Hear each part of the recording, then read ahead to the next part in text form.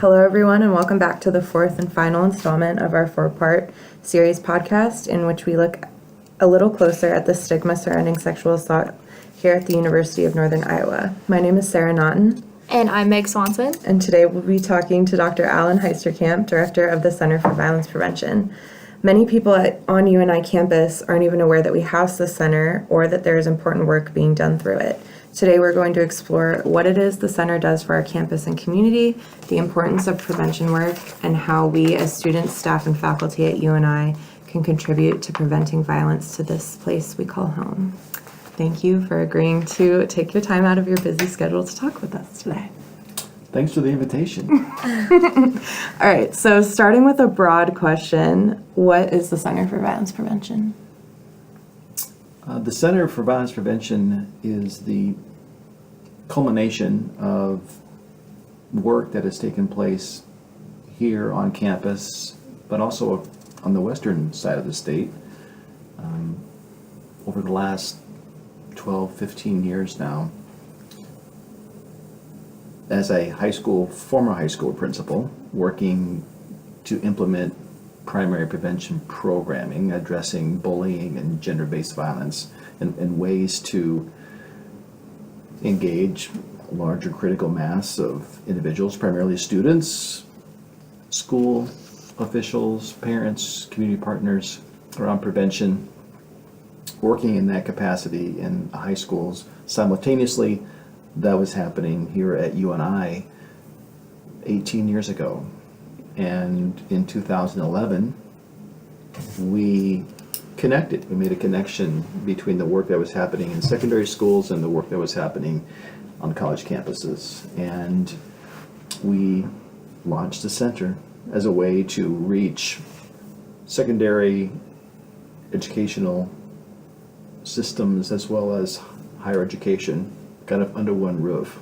So kind of see that as our main focus, our mission, if you will, looking at combining what we know educationally and what we have learned through the public health lens, and kind of combining those two fields or those two lenses together to help schools, community agencies who work with youth and families, as well as colleges, universities, community colleges, to help institutionalize prevention practices that we know to be effective. So you kind of talked about the history of it, but can you touch a little bit more on why did you decide to be located on the camp? Not you in particular, but why was it decided to have the center located on a college campus rather than within the community? That's a great question. There was, at the time that I was aware of the work happening here on campus, I was also becoming aware of some of the efforts being made at the federal level within the office, the Department of Justice, DOJ, which was kind of working in collaboration with the Department of Education as well. But the Department of Justice had sent out proposals across the country for colleges and universities to submit projects and proposals to really address the issue of sexual violence on college campuses. And this was taking place far in advance of an emphasis or a focus on secondary schools. So colleges and universities were kind of front and center, if you will, about looking at some of our nation's kind of strategic plans, which was being supported by budgets being passed through Congress to create and support the work and funds, to make funds available. The University of Northern Iowa applied one of the first rounds of all of the grants that were being created, and was one of 4 universities in the country to receive a Department of Justice grant. It was called, at the time, a flagship grant. So the University of Northern Iowa and the 3 other universities, University of Hawaii, Oklahoma, and there's a a third one, Stanford. Oh, wow. Excuse me, Stanford. And those 4 college campuses took on a lot of responsibility to say, okay, in this realm of prevention, there were some criteria that they needed to make sure that was a part of their plans. Certainly one was violence prevention programming. Typically, or I should say, at the time, what was emerging was the whole bystander approach to prevention. So subsequently, you had programs that had been around, like Mentors of Violence Prevention, others that were evolving, Green Dot, Bring in the Bystander, and Steps to Respect, I think, is another one out of University of Arizona. But there were a handful, a small number of programming. Those were a part of requirements, as well as, that was just a piece, as well as looking at what are campuses doing with regards to serving victims of sexual assault or sexual violence. So what's happening with victim services? What's happening with regards to training and understanding with regards to campus safety and security and law enforcement on college campuses? So how are law enforcement officials being brought into understanding everything from the prevention side all the way up to the enforcement and everything in between? Additionally, what evidence could college universities demonstrate that communicated this kind of this multidisciplinary approach to prevention? In other words, that it didn't just land in one office of the campus. It wasn't the sole responsibility of campus safety. It wasn't the sole responsibility of the provost. It wasn't sole responsibility of residents' life. It needed to be a multidisciplinary approach. And so the initial plans were to say, to learn, really to understand, okay, with these 4 initial flagship universities, given those components, how would this fit together? How does this work together? So the idea was to do those 3-4 years, evaluate it, assess it, come back together, share learnings, and then move forward. So it's back to your question, Sarah. The reason that you and I seem to be the likely and most likely place to initially to support the Center for Violence Prevention, because of its really kind of leadership that it had demonstrated, not just in Iowa but nationally, in the area of campus safety and security.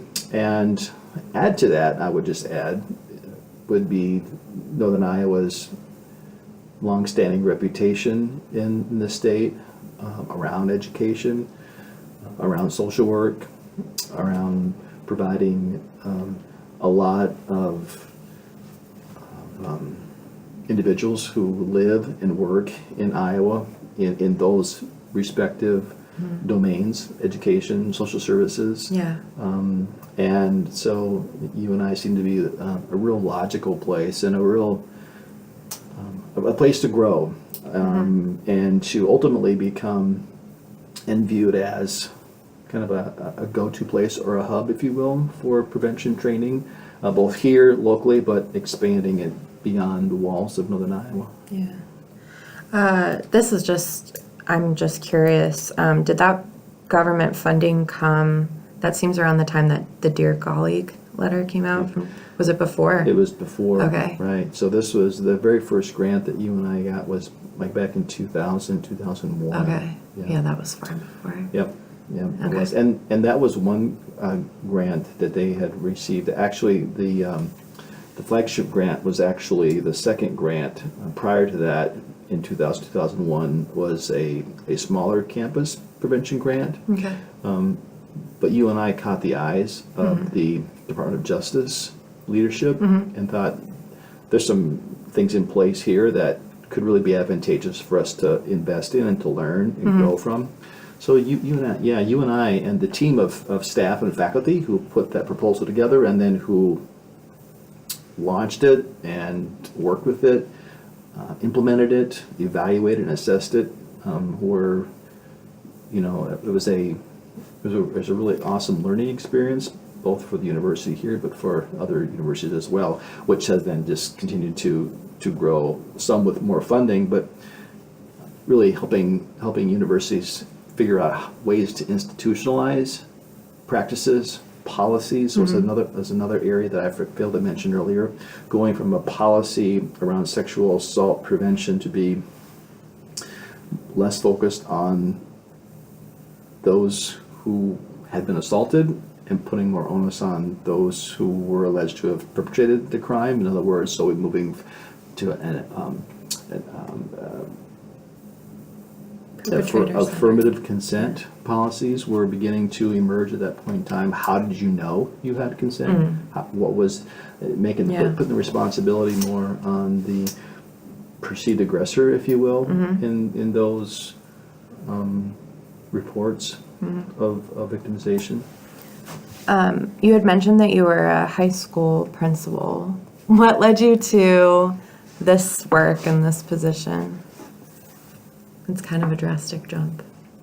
Or maybe it's not. Yeah, so in 1999, I was in my third year of being a high school principal in by Iowa standards, a very large high school, very diverse in Sioux City. And on April 20th, here we are coming almost upon the 10th anniversary. Excuse me, not 10. Yeah. 20. Sorry. That's okay. The 20th anniversary of Columbine. So I was a fairly green school administrator in a large, diverse school, and I'm trying to remember the time-wise. It seemed like it was around 10 or 10:30 in the morning, our time, maybe 11, right before lunch, which would have been in Denver, it would have been about, or in Colorado, Jefferson County, it would have been around 9 or 10:30. News broke. So we were all mesmerized by the coverage, which this was in 1999. I mean, cable news was nothing then like it is now. Yeah. But we were all watching in real time this incredible tragedy unfold. And again, it wasn't the first school shooting. It wasn't and it certainly wasn't the last school where young men had gone in with guns and had murdered and themselves died of suicide, because it certainly has been a part of our history ever since. But that event, it shook more than just our emotional and psychological sense of safety and security. It really shook, for me anyway, it shook some really foundational beliefs that I kind of accepted and took for granted, and thought, well, like a lot of folks in education, if it can happen there, it can happen anywhere.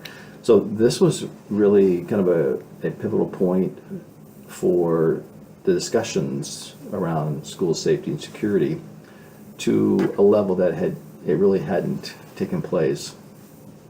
And so there were a couple camps that initially emerged from that tragedy. One was the camp of making schools more impenetrable, right, more hard. So creating this sense of a fortress with more surveillance cameras, more police presence, limited access to buildings, Metal detectors, possibly, and that was garnering a lot of conversation and interest. Conversely, then there were discussions around what would contribute to young men taking up stockpiling, creating a plan of such a violent nature, and then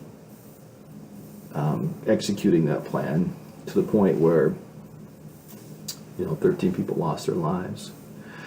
So that on one level was a wake-up call but it was more personal than that for me. I was a dad of 3 young daughters and a son coming up the ranks. They were at the time in middle school and elementary, and I thought, well, what kind of a community and school do I want for my own kids? Not let alone the 1,300 kids that I'm serving right now. So it was about that same time that a colleague of mine, who I knew, she was a mom who had 2 boys in the high school in which I was working. So I knew her professionally. She worked. She was a victim service advocate. She worked in the women's shelter in Sioux City and provided services for victims of domestic violence. And so her background was really in victim services, but she herself was transitioning to a position which was focusing more on prevention. Okay. And she found herself partnering with a private foundation locally in the community, who they themselves were really interested at the time of saying, how can we help support financially and also with best practice expertise across the country? How can we look at school safety through the lens of social and emotional learning, masculinity, issues of masculinity, again going back to the violent nature of these acts, and those who were perpetrating at a time, 99.9% being young men, which wasn't always the first, that wasn't always the lead to the news stories. Yeah, it still isn't. And it still isn't today, you're right. So her name is Judy. She came to my office one day and wanted to share with me some information about a prevention program that she found to be really interesting and innovative, but couldn't find a lot of places or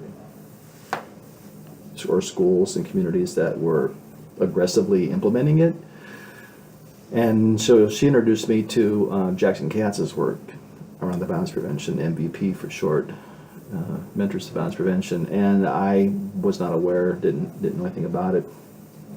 I remember walking on my way to class to an observation, and so I said, Judy, I got about 5 minutes and I got to get going here. And so she walked down the hallway with me, and in that short amount of time told me about MVP from what she had learned and discovered, and a little bit about Jackson Katz's work, and it was like a light bulb went off. I thought, oh my God, that's something that we should be doing.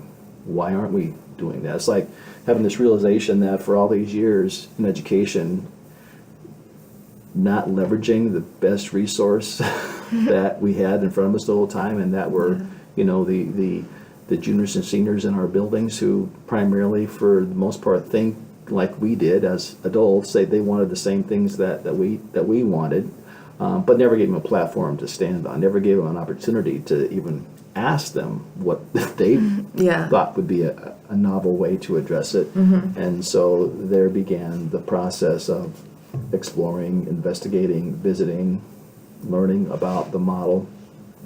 So I actually went to Columbine High School 2 years after the event took place, after the shooting. And as you can imagine, they were still in shock. I mean, there was still this sense of, can't believe that this thing happened. Was that for like a summit, or was it like it wasn't like a tour of Columbine, right? Because they opened. Okay. Yeah. No, it was a way that I think Jefferson County and Columbine High School were, working through the grief and trying to be proactive and really focus their attention on how what they can learn from that, but how they can also teach others. And so Jackson Katz was speaking there, which is one of the first times I had ever met him, to continue my exploration about this model. And the first student that was killed in Columbine was Rachel Scott. She was sitting outside the building during the lunch or during a break, because it was mid-morning. She was the first student that lost her life. Her parents, Daryl Scott, and I can't remember his wife's name. Daryl Scott, in his grief, began putting together a foundation, which ended up being called Rachel's Challenge, which had it as mission to go and to begin working and inviting school officials, parents, and students to reflect on school culture and climate, Okay. and to ask the questions, and to be looking out for the individuals who maybe, feeling isolated, not being a part of. So kind of getting back to, those two camps earlier, the camp with more cameras and more surveillance and more law enforcement present versus what's going on. The root of the problem. The root of the Yeah. problem was where his focus was. And he spoke at a conference, high school principals conference that I attended in California.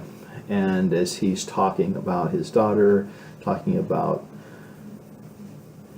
her short life, the things that she had done, the work that was happening as a result of that tragedy, it was really emotionally moving. And I remember, just bawling my eyes out. I had a chance to talk with him afterwards. I too had a daughter named Rachel, who was about the same age as his daughter would have been, and told him a little bit about the work that we were trying to launch in the school, and he was just really affirming, and just kind of those moments where when someone looks you in the eye and it's like they can see right through you, Yeah.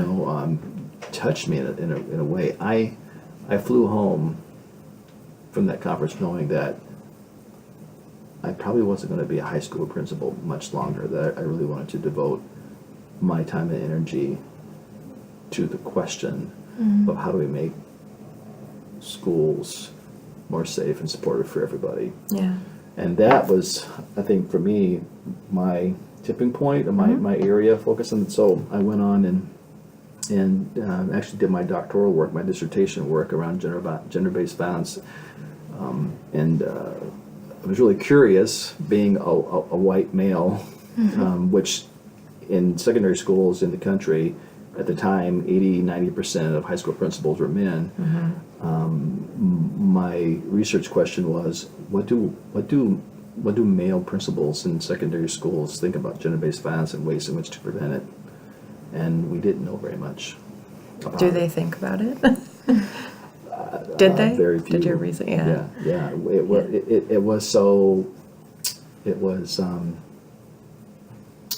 It wasn't an area of emphasis, shall we say. Bullying prevention, violence prevention, in the minds of a lot of secondary school folks, is something that our elementary school partners do. It happens in the grades before they come to high school. By the time they come to high school, they should have that all figured out. They should come to our place, get their credits, have a part-time job, be in activities, graduate, be productive. Was that your high school experience? Yeah. It was? That wasn't my high school experience. No. Cool. So, yeah, that's a long response to your question. That's okay. Thank you. So I guess coming into the Center for Violence Prevention, I didn't realize that there was a whole field of research around just the word prevention. I didn't know there were different types. I didn't know there were different, areas of, there's doctoral programs in prevention sciences. For anyone who doesn't know about that topic, can you briefly describe, when I say types of prevention, what that means? When you say types of preventions, what I think of primary, secondary, and tertiary prevention. Yeah, and I would say too, now prior to being a high school principal, I was a school counselor. Okay. And to be a school counselor, I had to get a master's degree in educational psychology and counseling. So as I reflect back on just my professional academic work, these were concepts that were just briefly touched on. I would say the majority of my graduate work in educational psychology and counseling, and then ultimately another master's in school administration, were really more on organizational leadership and curriculum and the like. So, but diving into prevention, like you, Sarah, I was I was too. Think, okay, yeah, prevention. I get it. You have prevention that, like we brush our teeth. We brush our teeth. We don't see any cavities, but we think we'll brush our teeth just to prevent them from Yeah. having. Or we find ourselves having cavities and then going to the dentist and then getting a lecture about how we got the cavity and what we could do to avoid getting another cavity. So thinking about prevention in terms of before it happens, how to prevent it, what we can do up front.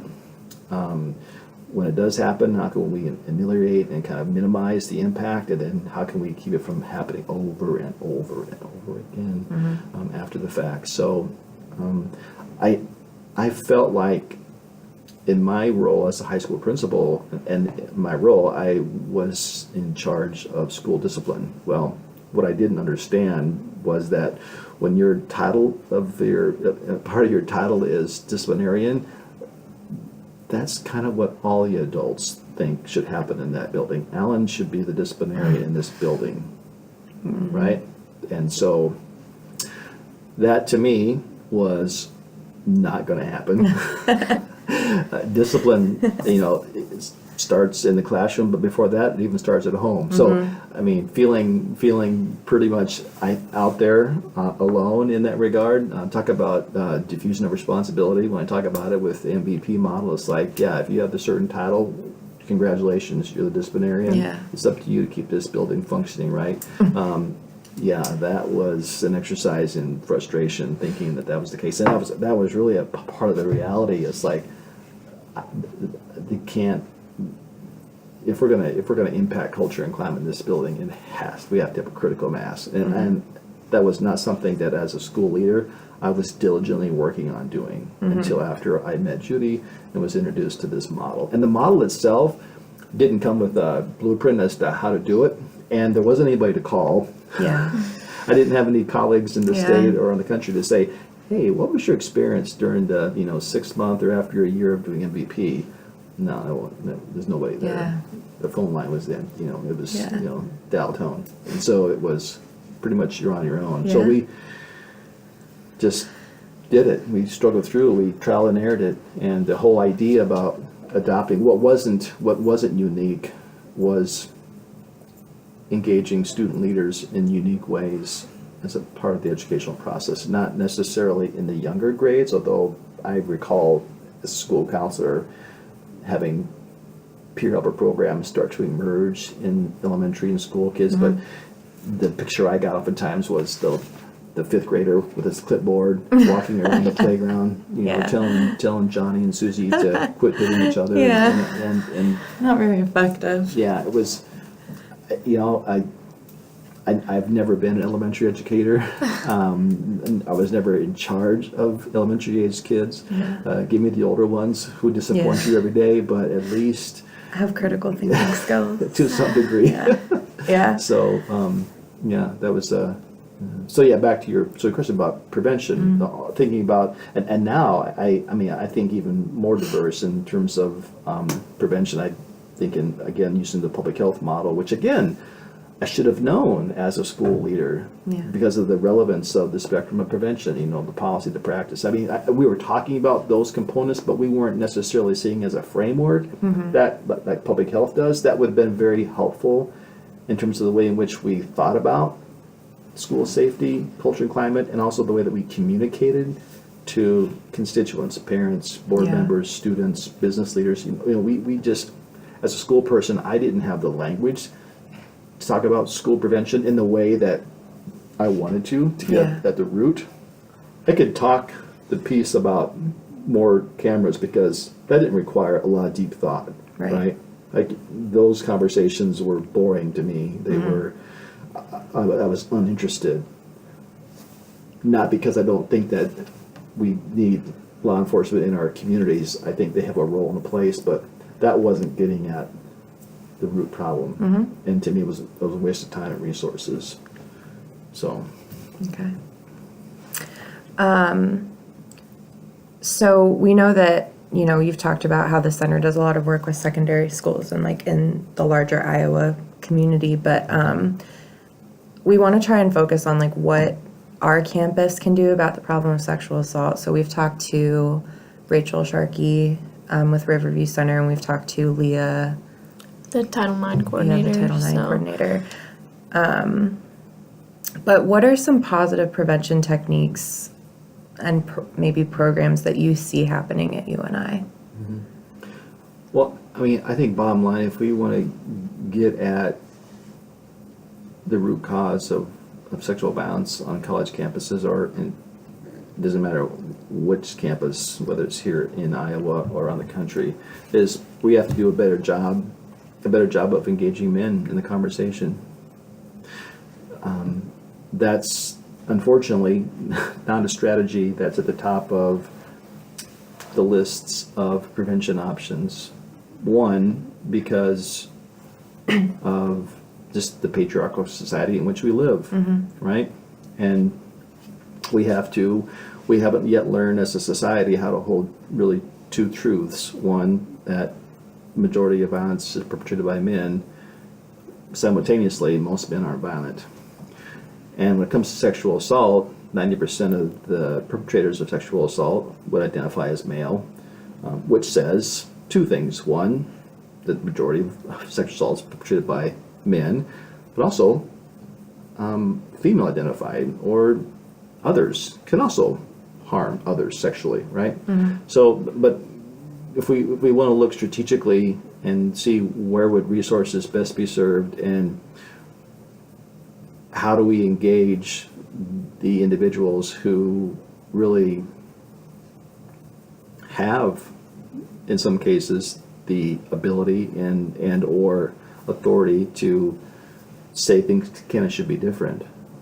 That's the key piece. So the whole engaging men movement, which really was born out of the women's movement, and if you dig back into the original kind of founding fathers, if you will, founding persons with engaging men, they were working in allyship and really taking the lead from the women who had borne out the women's shelter movement, women's rights, civil rights. I mean, there was this really amazing grassroots partnership and allyship that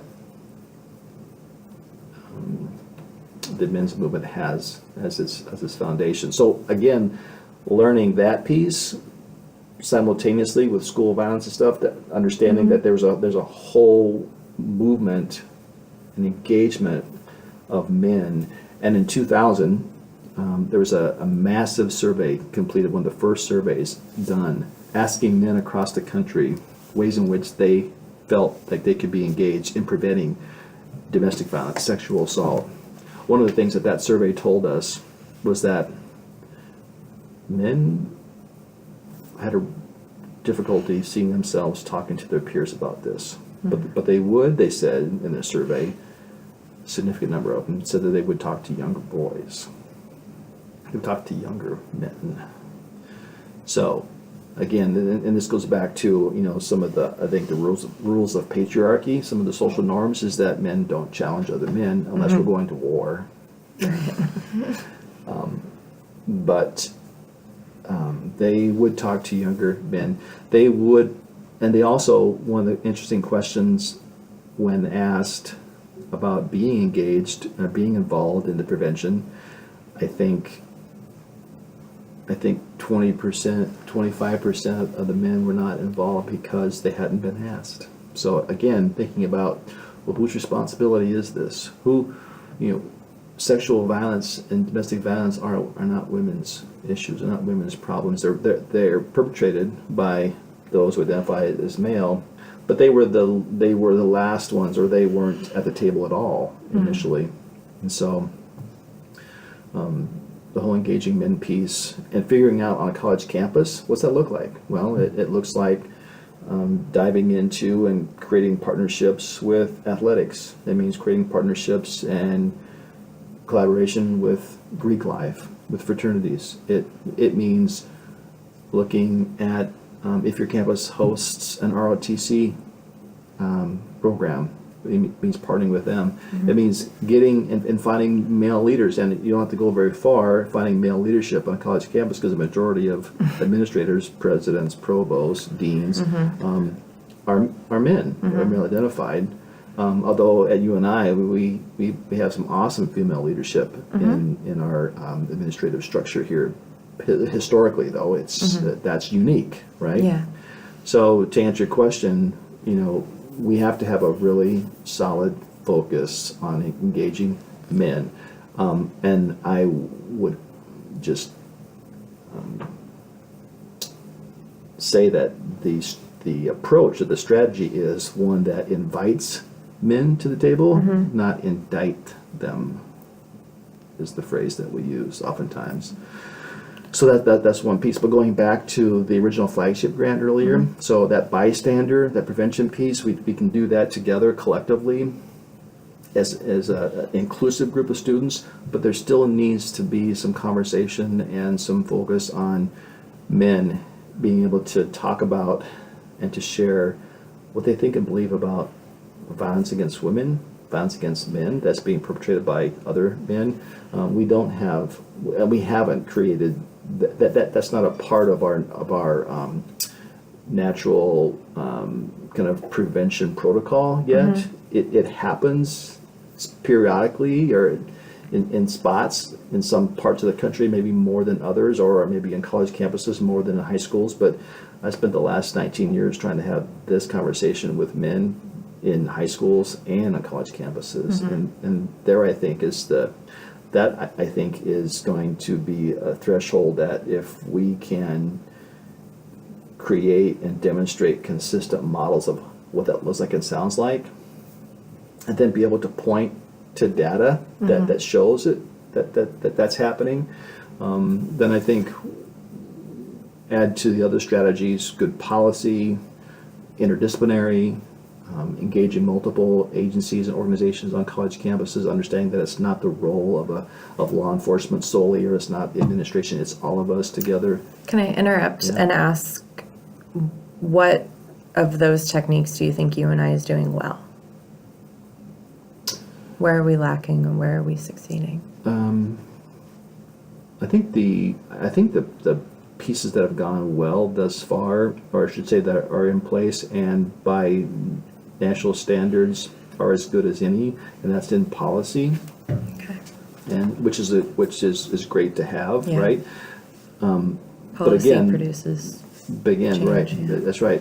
You have to, if you have the policy to point to and to say, hey, this is kind of like, these are our bylaws. This is what we agreed to. I'm going to come to you and I to be a Panther. So we, as prevention folks and as educators, can use that. We can leverage that to at least set the stage in terms of why this is important. But then we got to connect that to the values and the beliefs of those who come here. And students come to this campus, like any campus, with a variety of beliefs and understandings about how people should be treated, what roles men and women and those who don't identify as male or female. We have all kinds of biases and stereotypes that just compound our perceived outcome and goal is to everybody is respected for who they are. So I think policy is in place. I think we have done over the last 15 years, and this is it's a process. So I don't think you ever solely arrive there, because we, as an institution, by the nature of our organization, we're constantly students in, students out, staff in, staff out. So we're in this constant state of education, relearning, unlearning, teaching, getting buy-in, dealing with trends, dealing with social trends, dealing with stigmas, dealing with things that we'll be dealing with issues that might compound and maybe even impede our progress 2 or 3 years now that we don't even know about yet. I think social media is one of those areas that, as that's evolved, it's presented more challenges, right? So which things you couldn't predict 10, 15 years ago. So I think UNI has the structure. I think it has that sense of the spectrum of prevention piece. I know at UNI we oftentimes have referred to that as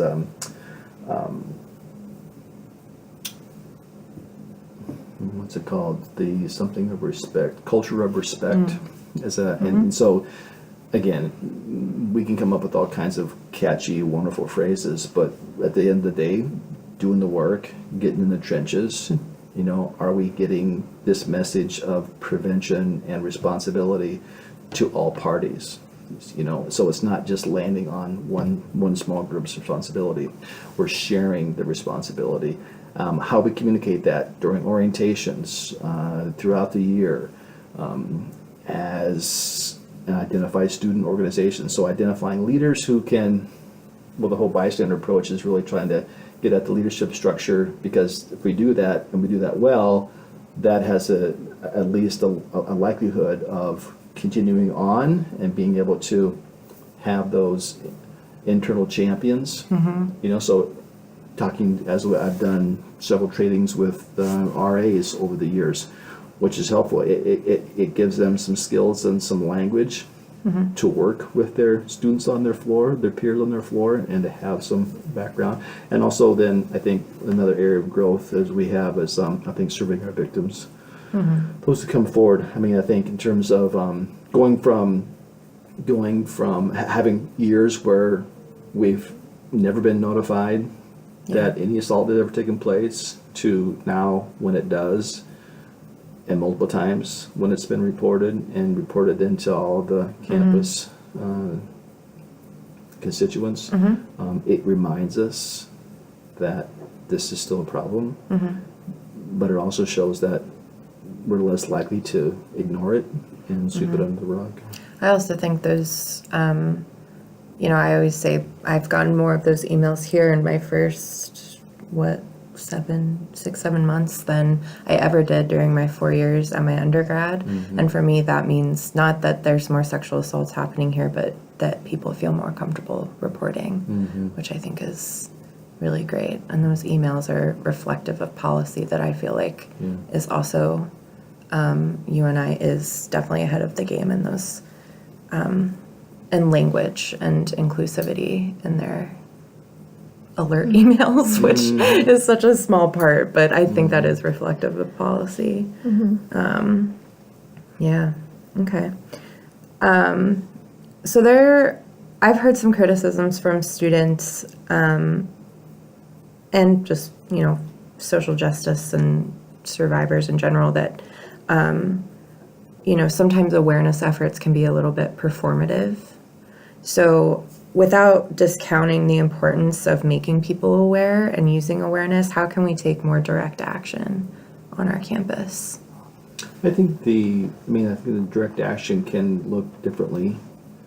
I think it's hard to sometimes, especially if the work that you do full-time is advocacy and policies, and we want the violence to stop today. Yeah. The challenge is how do you accept people where they are? While advocates play such an important role in the spectrum of prevention, sometimes advocates are challenged to do some of the upfront prevention work, because there you run into and are more likely to interface with those sexist, those racist attitudes, beliefs, right? And that's where the road, that's where the rubber meets the road. So how do you invite, not indict? How do you accept people where they are? Then how do you move them? How do you create just enough that tension that they don't leave the room, but they are thinking about their own beliefs and attitudes, and what are we offering for them as an alternative? And why is it worth their time to consider what it is that we're inviting them to do? That is to be aware of more, pay attention to, notice, if you will, the first step of the bystander, notice. Yeah. When you hear and see things that are homophobic or racist in nature, for example, that at some point in time that might start to sound more abusive, more harmful than I had initially given it credit for. So I think in our, in the prevention world and the prevention training, it's talking about those. It's understanding how those behaviors and attitudes and language supports and perpetrates the more aggressive forms of abuse. And so the awareness piece is important, but following up with action. So what can we do? I think it's asking the question, what's our own little logic model? What's our own individual way to make a difference? That could be for some contributing, raising monies, financial resources, and particularly in a time right now when it seems like a lot of social dollars allocated for social services are, all of a sudden not as important, or don't seem to be as important for some of our legislative leaders for allocation purposes and stuff. So it could be I could do things maybe through philanthropy or through raising money. I can certainly volunteer and be made aware of opportunities to volunteer with agencies who work with youth, summer programs, after school programs, really being those, being that caring adult for a young person. So thinking about the next generation, I think there's a lot of hope in sometimes working with youth and thinking that, I can make a difference. I think that's what attracted me to education, early on as a teacher. At this thought, I felt I had something to contribute. I wasn't perfect. I didn't have all the right answers, but I could see the value of those connections that could be made, and really kind of being approaching teaching through a social justice lens, thinking that there are gaps here socially, emotionally. There are some students who, no fault of their own, have some incredible deficiencies and gaps that other students didn't have. So those were always things that I thought about, just in terms of the haves versus the have-nots, and education-wise, and how that played out, and the trajectories that we could maybe help change and improve. I think being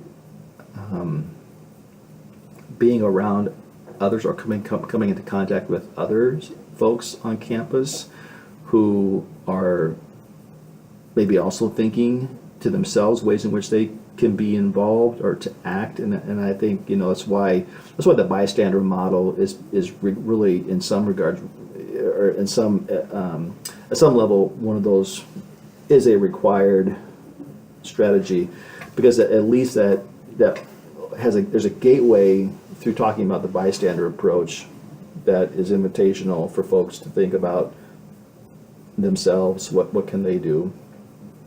And sometimes being asked that question might take 6, 7, 8 months, maybe 2 years before that ever sinks in. But because we're all in a different kind of timeline in terms of when that light bulb goes off, or when that bell goes off in your head, and you all of a sudden wake up and you think, wow, that's what they're talking about. Maybe because now it affects you in ways that it didn't before. And again, which enters into the whole conversation about power and privilege, and privilege is blind to those who have it, and that's a big barrier. It's a big hurdle to get over, and so you need more than one approach. You need more than one interaction. You need another touch point, or another way to invite that same individual to consider, doing something that they hadn't yet done before. Yeah. I think one of our questions too was, what do you think the best answer is, or the most effective answer for someone who says that sexual assault isn't my problem? And I think you kind of answered that. You have to look past the here and right now. Like right now, it isn't your problem, technically. But. Yeah. Well, and the interesting phenomenon is, I was at an airport. I struck up a conversation with a stranger. We were just chatting, and he asked me what I did, so I told him, and his comment was, so is violence against women a problem? And did you scream? It was a good reminder for me that okay, because I like swimming this stuff. I mean, I like Yeah. think about this stuff constantly. Right. I've tried to not think about it, and it doesn't work. Right. And just personally, but also professionally, and just ways in which how can we get this message out differently, or what group haven't I talked to yet, or what opportunities haven't yet been investigated. But when he said that to me, I had to stop and think, okay, Al, not everybody thinks about this stuff, right? So I think about so now I was thinking about all my colleagues and friends who work in victim services, and I'm thinking, well, what must they think when someone says, well, is violence against women a problem? Is Yeah. domestic violence a problem? Is sexual assault a real problem? Or well, men are abused too, right? Men are harmed. Yeah, they absolutely are. Yeah, they're one of the 20 clients we get Yeah. every hour. And, Yeah. and they shouldn't be harmed. It shouldn't be, no one should be on the receiving end of abuse. So that is kind of like, you're always going to run into individuals who either intentionally or unintentionally have not been exposed to or understand this, and this gets played out. So I've been doing agree and share disagree activities for the last 15 years, and what I can tell you is that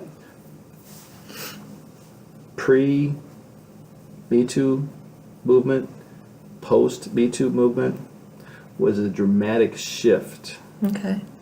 in how students and adults responded to the statement, a woman who wears tight and revealing clothing deserves some of the blame if she's sexually harassed. Prior to the Me Too movement explosion here, the second one, there would have been, in a room of 30, there would have been at least 5 or 6 that were unsure, and maybe one that agreed, Okay. right? Post Me Too, almost 100% of the people that I asked that statement to and asked them to respond would say, disagree. It's not okay. And it was like a switch just turned Yeah. on. So I think the power of social media, I think the power of awareness, while that may not necessarily, we may not necessarily connect action to awareness, I saw a shift in thinking, which if you adhere to a cognitive behavioral approach Yeah. to behavior change, it starts with, what do I think about this stuff? Yeah. Which will ultimately can lead to my actions taking place. So, yeah. Cool. So our last question is, and if you don't, because this is the Center for Violence Prevention, and you're not like immersed in every prevention effort on campus, but do you have any specific suggestions for students who want to get involved in this work on campus? Like, what organization should they join? Can they come here to volunteer? Like, what are your thoughts or suggestions? Yeah.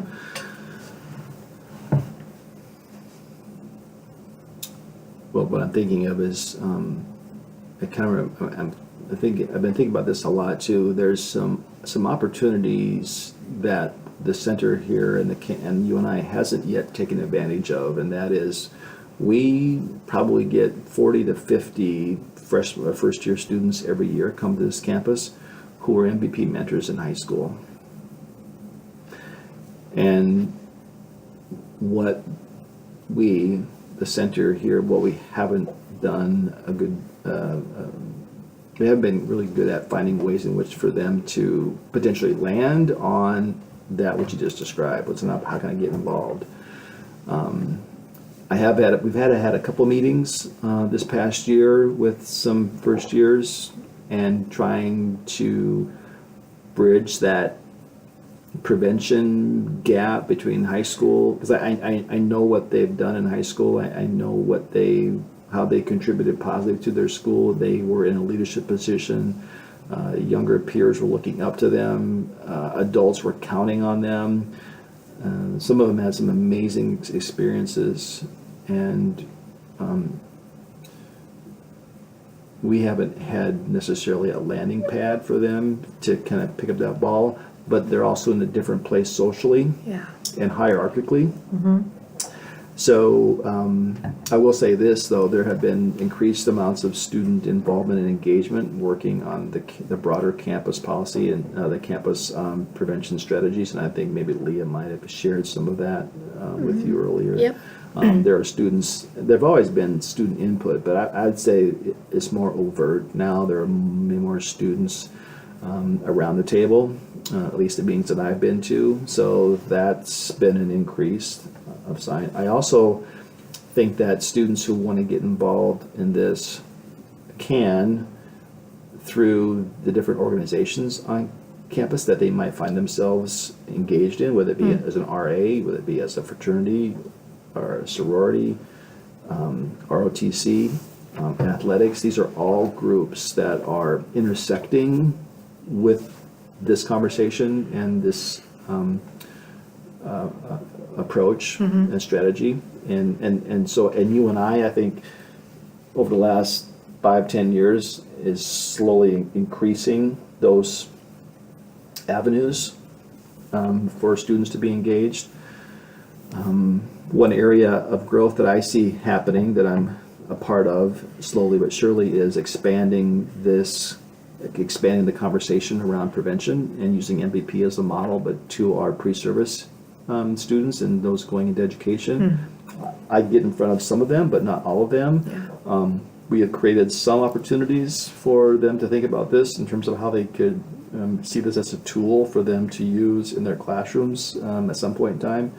And working towards the institutional nature of that is exciting, and we're not there yet. So there, and see strategically then, going back to the spectrum of prevention model, if we do that well, now we're really running on, much more capacity building, train the trainer, train others to train others, and having that as a part of your skill set. It's not an extra add-on thing. It's a part of being working with youth and having the language and the strategies and the techniques to use to make learning about prevention and challenging behaviors that are hurtful and harmful and standing up for and being an advocate for. We can teach that just like we teach math. We can teach it just like any other subject if we want to. And so that's the part that I think is opportunities for a lot of growth, and I appreciate the center having helped lead some of those discussions across the state. Thank you. Yeah, thank you. Do you have anything? What about covered it? Yeah. Okay.